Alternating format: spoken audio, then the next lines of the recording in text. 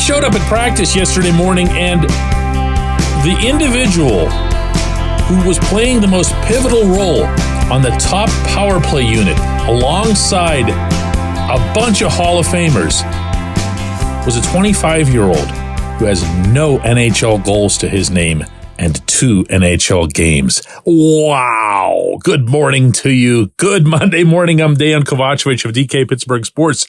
This is Daily Shot of Penguins. It comes your way bright and early every weekday. If you're into football and or baseball, I also offer daily shots of Steelers and Pirates in the same place that you found this. The Penguins will practice again today up in Cranberry, and then they have a game here at PPG Paints Arena, where the practice was yesterday, tomorrow night against the Coyotes. They will, of course, take into that game the significant baggage of an 0 for 37 power play drought and a 14-game power play drought. And oh, by the way, happy anniversary to everybody, or whatever you call it when it's just 1 month, but today marks exactly 1 month since the last power play goal was scored by Pittsburgh. Oh, wait, it was actually scored by Buffalo because Eric Johnson deflected into his own net. But that's where this dialogue is right now. That and Valtteri Puustinen being promoted to the top unit yesterday. Important point here. I'm all in favor of Puustinen being in the NHL. I'm all in favor of Puustinen getting this opportunity.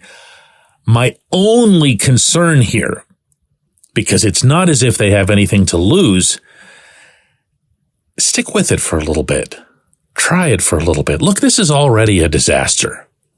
This is already a running joke around here. It's quickly becoming a joke around the hockey world. So get it right. And the only way to get it right is going to be to give some number of players, especially on the top unit, a chance to work with each other, but also within a system, within a plan that puts all of them where they need to be. And I got to tell you, yesterday at practice was as close as I've come to seeing it through this whole month. And that's not to lavish it with high praise. It wasn't perfect by any stretch, including Puustinen's own contributions, but it had the right concept and it had the right layout. Finally, it went like this. Puustinen was in the left dot. That's a thing for him. That's been his power play look going back to his days in Finland, but all through his time with Wilkes-Barre Scranton. And he's pretty good at it for the most part. He'll get the shot off. He'll keep it low, and he's not going to misfire. Your worst case scenario with him shooting over there is that there will be a puck loose somewhere in the general vicinity of the crease, which is okay. He also was tasked with dropping into the high slot or sliding back into the high slot, something that Rickard Rakell was doing earlier in the season before getting hurt. The Penguins have added nobody doing it since then. Erik Karlsson was vocally admonishing Puustinen at one point to get back there so that Karlsson had himself an outlet from center point. Karlsson loves that play. Evgeny Malkin was over to the right side. It was just something of an umbrella formation. He's there just doing his Geno thing, you know. He's a trigger guy from that side as well. And down low, it was Sidney Crosby and Jake Gensel. The only difference being that the puck was repeatedly being collapsed onto the net. Instead of that Sid thing where he sends it back to the point for no reason, instead of that Jake thing where he goes and stands off to the side of the net instead of the front, both of them were going straight. And I mean in a straight line with Karlsson when it was his time to shoot or whenever he would try to get Puustinen to shoot. Is it going to persist in a game? No, probably not. Okay, are you going to see the Penguins score a bunch of ugly goals with this personnel group? No, probably not. I'm not being dumb here. And I'm also not numb to the fact that Puustinen's got no goals in the NHL. He's got 5 goals in the AHL in 18 games this year, none of them on the power play. So this is exactly what it looks and feels like. It's desperation. But it's desperation that at least makes sense. I asked Sullivan after practice if there is such a thing as too much. Is there such a thing as too much change or too much tinkering? Regardless of whether we're talking about the power play or something else, it has to be something that's, because you're moving a lot of parts around, you're trying a lot of different things here. You almost have to kind of watch it, like with, you don't want to do too much. Yeah, I think, there's, we have moved a lot of people around in trying to find some success. I think there's always that fine line between trying to work through things and giving the guys an opportunity to work through things, and then when does the coaching staff step in and try to affect some change, whether it be personnel, schematically, whatever it may be. And so I don't think there's any right or wrong answer there. I think it's more of a feel thing with your group and where we're at. We discuss these things daily as a coaching staff on what the best course of action is, and so we're trying to find that fine line of being patient with the guys and giving them an opportunity to work through things, but also trying to be proactive and bring some solutions to the table also. So that's where we're at with our whole team game, not just the power play. So we'll work at it here. We think we've got the makings of being a competitive group. And we're gonna dig in and work at it so that we can get the results that we're all hopeful we're capable of getting. There are solutions for this. There's no intelligent, rational, logical explanation for what's happening right now. There's a lot of convergence of a lot of bad things from almost every direction. There's a reason that it's never happened in the franchise's 56-year history. There's a reason that it's already one of the longest such streaks in NHL history, because it's goofy. You're going to need to end the goofiness, however, with something really straightforward.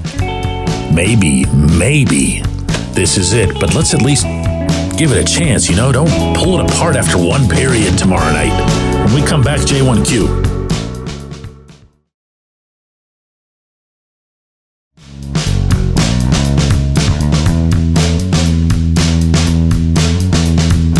And today's J1Q comes from Tim, who asks, DK, on the power play, how does a coach motivate the players to start shooting low instead of going for that top corner shot over the goalie's shoulders? My belief here, Tim, is that you don't. And that's because you can't.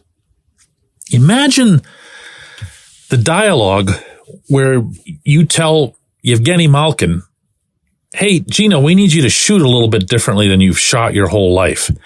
Or even something as reasonable as, Gino, we need you to take something off your shot and just get it there low. Well, he doesn't really have a low slap shot. Every once in a while, he'll get a hold of one, particularly from the point, but further out. And it'll be like a foot off the ice. And those are most commonly the ones that'll be goals for him. Those are the ones that'll get through and they'll get above sticks. But to ask him to do anything at all to alter the way he would shoot a slap shot or even a three-quarter snapshot for his one-timer, you're asking for all kinds of trouble. You're asking for even more misses than he already generates. And within that, you're asking for more lost possession, because the puck is either going to come clanging off the glass to one of the opponents, or it's going to ring all the way around the boards and come out of the zone without the other team doing anything. Now, if you ask him to start taking wrist shots and just flicking it down low, this is what I mean by this whole thing has become so wild that we're even having some of these discussions. But you're not going to pull that off. You're also not going to put someone on there like, let's say, Riley Smith, or if he were healthy, Brian Rust, or if he were healthy, Ricard Raquel, even though they're obviously much better overall players than Puustinen, who, I'm going to say it again, is about to play in his third NHL game at age 25, because those guys won't have that specific, highly specific skill, and they don't. Smith isn't a guy who will blast it off a one-timer, and when he does score, he tends to go upstairs. Raquel, I don't understand a lot about what's happened to Raquel this season, and I'm talking about before the injury, but he was hitting these kinds of shots, but they just weren't ever really threatening. And then Rust isn't that guy either. Rust is much more likely to be someone who will fire a wrist shot from somewhere, try to put it in a certain spot, or to pass it across the way Phil Kessel used to. This kid can do that. And if it's the only thing that he can do, and he does it effectively enough to at least create some kind of chaos, create some kind of collapsing effect around the net, that's something Erik Karlsson was talking with me about yesterday, that he wants to see the Penguins just keep shrinking the box in front of them. Keep stepping forward. Keep making the box that you're facing smaller. Let them be the ones backpedaling. The way he worded it for me was, we're the ones with the puck. We're the ones who should be dictating. And he's right. He's 100% right. But all of this is happening in the nuttiest context. And now, adding into that, this nutty situation with the 25-year-old rookie, and I don't know, man. I like it, but I'm not going to sit here and make any sort of grand predictions for how it's going to go against Arizona, or for that matter, the 2 games in Canada later this week. This streak could keep going for a while, but at least there's something that looks like it might make sense. I appreciate the question. I appreciate everybody listening to Daily Shot of Penguins. And no, if you thought you were going to tune in today and hear something different, no, this is the issue. This is it. We're probably going to talk about it again tomorrow.